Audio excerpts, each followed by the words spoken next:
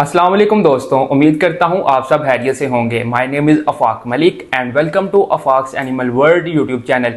आज की वीडियो आप अजीज़ दोस्तों, साथियों और शौकीन हजरात जो पेट लवर हैं उनके लिए इंतहाई इंफॉर्मेटिव होने वाली है। आज की इस वीडियो में हम आपको बताएंगे बजीज़ पैरट की तमाम इंफॉर्मेशन, उनको गर्म और सर्द मौसम में किस तरह के इन्वायरमेंट में रखना चाहिए और किस तरह का केज प्रोवाइड करना चाहिए। और सेकंड नंबर पर बात करेंगे उन नर मादा की पहचान, मेल फीमेल को कैसे पहचाना जाए। और इसके साथ साथ आपको ये भी बताएंगे कि उनकी जो बीमारियां लाक होती हैं उनकी मेडिकेशन कैसे की जा सकती है। और इसके अलावा जो प्रोटीन वाली उनकी ग़िज़ा है, उनकी खुराक है, उसके बारे में भी आपको आज की इस वीडियो में बताएंगे। तो चलें स्टार्ट करते हैं।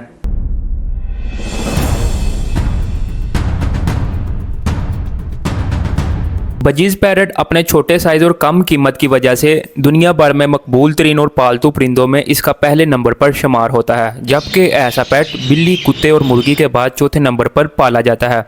ये जंगलों में दरख्तों के पत्ते, फल और अनाज वाली फसलों के बीज खाते हैं। इनकी उम्र 5 से 8 साल तक होती है। आमतौर पर बजीज़ पैरट 6 अंडे देते हैं। कुदरती तौर पर ऑस्ट्रेलिया में ज़्यादातर सब्ज़ रंग में पाया जाता है। और अब आपको बताते हैं, अगर आप बजीज़ पैरट रखने के शौकीन हजरात हैं तो आपको किन बातों का ख्याल रखना ज़रूरी है।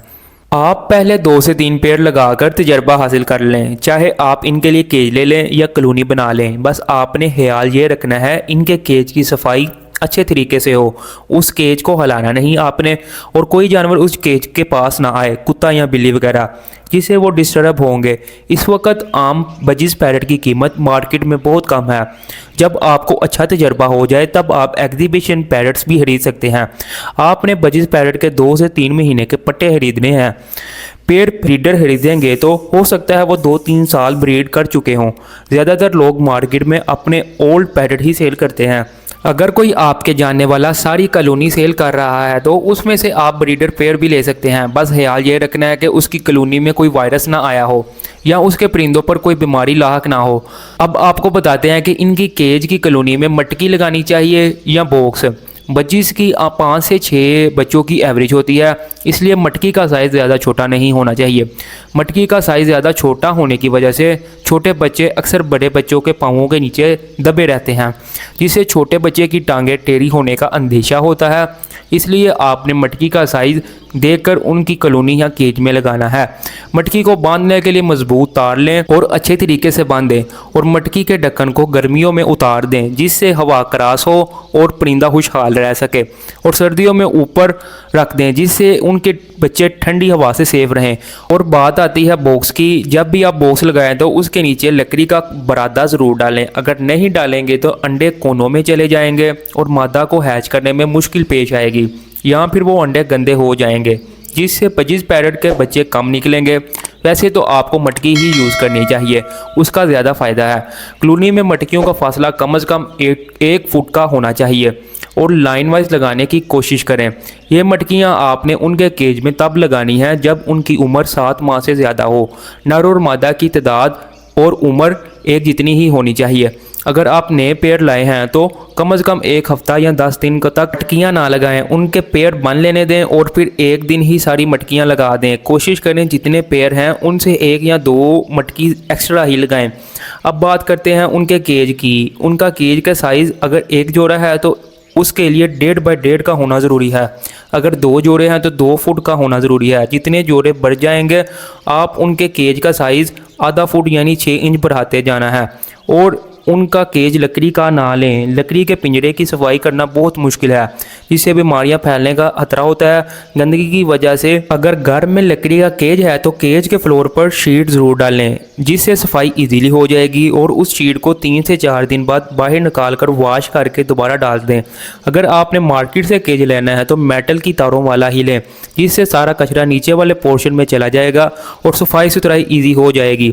और इनके केज में झूला या प्लास्टिक वाली स्टिक हरगिज़ ना लगाएं। हमेशा लकड़ी के मजबूत स्टिक ही इस्तेमाल करें, जिससे इनके पाँव की ग्रिप अच्छी होगी और अनफर्टाइल एग होने का खतरा नहीं होगा। पैरट्स की जगह एक ही इंतखाब करें, ये ना हो कि आप जहाँ जा रहे हैं साथ साथ वो भी जा रहे हैं। इस तरह वो ब्रीड नहीं करेंगे और उस जगह पर आना जाना बिल्कुल कम हो, जिससे उनको माहौल पसंद आ जाए, और उस जगह पर भी ना हो जहाँ उनके केज में बारिश पड़े। धूप ज़रूर उनके केज तक जानी चाहिए जिससे उनको विटामिन डी मिलेगी और बैड बैक्टीरिया भी कंट्रोल में रहेंगे। और अब बात करते हैं मेल और फीमेल की पहचान कैसे करें, क्योंकि जब तक आपके पेयर कन्फर्म नहीं होंगे उनका पेयर नहीं लगेगा। इस तरह फिर ब्रीडिंग इम्पॉसिबल है। अक्सर ऐसा होता है जब कोई अननोन पर्सन के पास जाता है तो वो दोनों मेल या दोनों फीमेल दे देते हैं। उन लोगों की कोशिश यही होती है कि जो उनके पास सेल नहीं हो रहा होता वो आपको थमा देते हैं और आप शौक शौक से घर लाकर उनकी अच्छी केयर करते हैं और आपको उनका कोई रिजल्ट नहीं मिलता। इस वीडियो में आज आपको मेल और फीमेल भी आइडेंटिफाई करना आ जाएगा। और नए आने वाले दोस्त इस चैनल को सब्सक्राइब कर लें और वीडियो को लाइक कर लें। और इस वीडियो को कंप्लीट वॉच करने के बाद, मुकम्मल देखने के बाद, अगर आपका कोई सवाल हो तो आप कमेंट सेक्शन में कर सकते हैं। एज सून एज पॉसिबल आपको इसका रिप्लाई मिल जाएगा। बजीज में मेल की चूंज का कलर हमेशा डार्क ब्लू या पर्पल ही होगा। जब भी आपके सामने इस चूंज का पैरेट आए तो समझ जाएं कि वो बजीज में मेल है। और अडल्ट फीमेल की चूंज का कलर वाइट या ब्राउन होगा।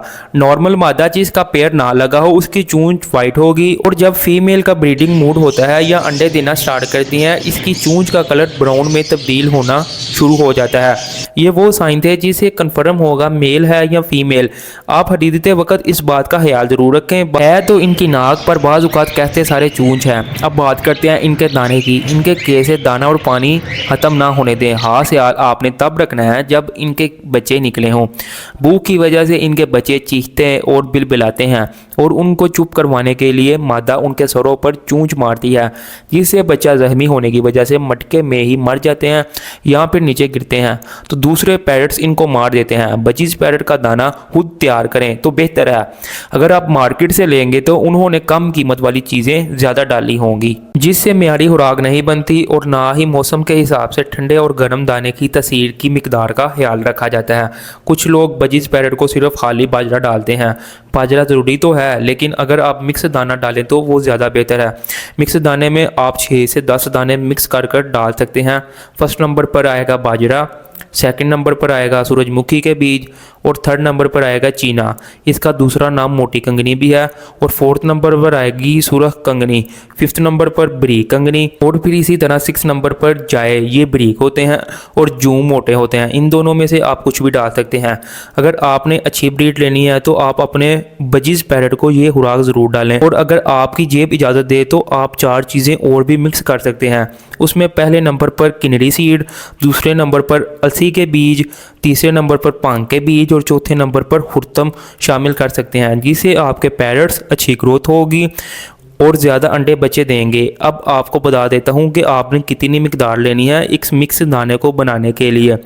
बाजरे की मिकदार 1.5 किलो रखनी है और बकाया 5 दानों की मिकदार सर्दियों में 1 पाव और गर्मियों में आधा पाव रखें। ये 6 चीज़ें आप मिक्स दाना करके रख लें और अपने पैरट्स के हिसाब से उन्हें डालें। अगर मार्केट में कोई दाना शॉर्ट भी हो तो कोई इशू नहीं। इसके अलावा वो अपने पैरट्स को नरम छली भी डाल सकते हैं। ब्रीडिंग सीजन में ज़रूर डालें, ये उनकी बच्चों के लिए बहुत मुफीद है। अगर आप उन्हें अच्छी खुराक देंगे तो उन्हें किसी ब्रीडिंग फार्मूले की ज़रूरत नहीं पड़ेगी। और आप सर्दियों में इनके दाने पर सफ़ेद तिल भी डाल सकते हैं, वो भी इनके लिए मुफीद साबित होंगे। और इनके अंडों को बेहतर बनाने के लिए हफ्ते में 1 बार एग फूड ज़रूर दें। एक बॉयल एग ले लें और एक ब्रेड का पीस ले लें और आप इनको अच्छी तरह मैश करके इन्हें खिलाएं, ये बहुत शौक से खाएंगे। अब बात करते हैं बजीज पैरट के लिए कैल्शियम और समुद्री जाग कितनी ज़रूरी है।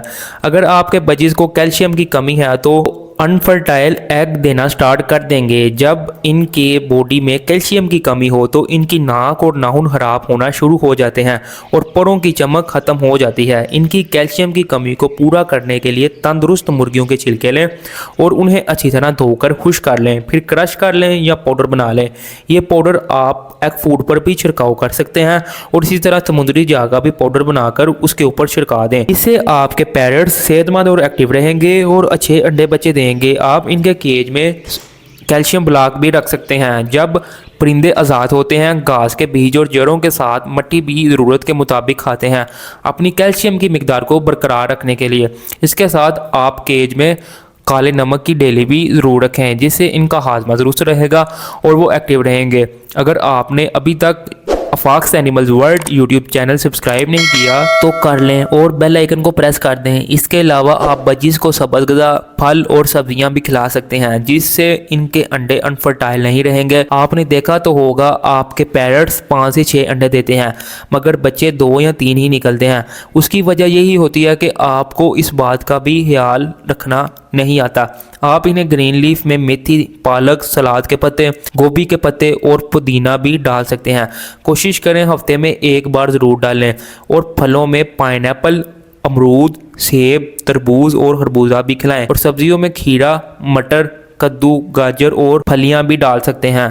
ये सब चीज़ें खिलाने का टाइम सुबह से लेकर दोपहर तक का होता है। 4 घंटे से ज़्यादा केज में ना रखें, जिससे बैड बैक्टीरिया और वायरसेस वगैरह स्टार्ट हो जाते हैं और उसकी वजह से आपके पैरट बहुत जल्द बीमार होने का खदशा होता है। और अब आपको बताते हैं कि इनके केज का टेम्परेचर कितना होना चाहिए। आप इनके केज के टेम्परेचर 26 से लेकर 30 टेम्परेचर तक रख सकते हैं। और गर्मियों में केज को हवादार और ठंडी जगह पर रखें, गैदरिंग वाली जगह पर हरगिज़ ना रखें। आप इन्हें गर्मियों में नहला भी सकते हैं। पानी पीने वाला अलग और नहाने वाला अलग रखें। नहाने वाले बर्तन में ज़्यादा गहरा ना हो। नहाने वाला बर्तन ज़्यादा गहरा ना हो, इसमें आप शहतूत के पत्ते, नीम के पत्ते या फिर थोड़ा सा घास धोकर इनके नहाने वाले पानी के बर्तन में रख दें, जिससे ये खेलेंगे भी और नहाएंगे भी, जिससे ये फ्रेश हो जाएंगे। इनके नहाने का टाइम सुबह या दोपहर ही बेहतर है। शाम को नहलाने से ग्रेज करें। और सर्दियों में आपने इनके केज को पूरी तरह ढांप देना है, कहीं से भी हवा अंदर ना जाए। बोरी या शापर की मदद से या फिर आप कोई भी मोटा कपड़ा ले सकते हैं और दिन के टाइम उतार दें। कोशिश करें इनका केज उस जगह पर होना चाहिए जहां सुबह या दोपहर को धूप जरूर लगे। कुछ दोस्त इनके केज में बल्ब लगा देते हैं और वो रात को भी चलता रहता है, जिससे वो सोते नहीं हैं और बहुत ज़्यादा वीक हो जाते हैं। अगर आप इन्हें कवर कर लें तो बल्ब की ज़रूरत नहीं पड़ेगी। बस आपने ख्याल ये रखना है कि जब केज में अंडे बच्चे आना शुरू हो जाएं, 0 वाट का बल्ब लगा दें। उसकी वजह यह है कि जब मादा मटकी से बाहर आए तो वापस जाने का रास्ता उसे आसानी से मिल जाए, जिससे अंडे बच्चे खराब ना हो। सबसे अहम बात, साल में 3 माह बजिस पैरट के लिए ब्रीडिंग रेस्ट जरूरी है। जून, जुलाई और अगस्त के महीने में ब्रीड ना लें तो बेहतर है। जब बच्चे सेल्फ हो जाएं इन्हें अलग कर दें अगर केज छोटा है। अब आपको बताते हैं बजिस पैरट को कौन सी बीमारियां आती हैं और उनकी मेडिकेशन कैसे करनी चाहिए। सबसे पहले आपने अपने पैरट्स को ज़्यादा गर्मी और ज़्यादा सर्दी से बचाना है, जिससे सारा तरीका आपको इस वीडियो में बता दिया गया है। अगर आपको कोई कन्फ्यूजन हो तो आप दोबारा इस वीडियो को देख लें। इनकी आम बीमारियों में नज़ला, ज़ुकाम, लूज मोशन, बुखार और आंखें ख़राब होना स्टार्ट हो जाती हैं। बुखार में बर्ड्स खाना पीना छोड़ देते हैं। आपको हैंड फीड करवाना आना चाहिए या परिंदों को खिलाने वाला हैंड फीड लेकर खिला सकते हैं। आप इन्हें सीरियलैक खिलाएं और पैनाडोल सिरप के 2 कतरे 1 कप पानी में मिक्स कर इन्हें 2 से 3 कतरे पिलाएं।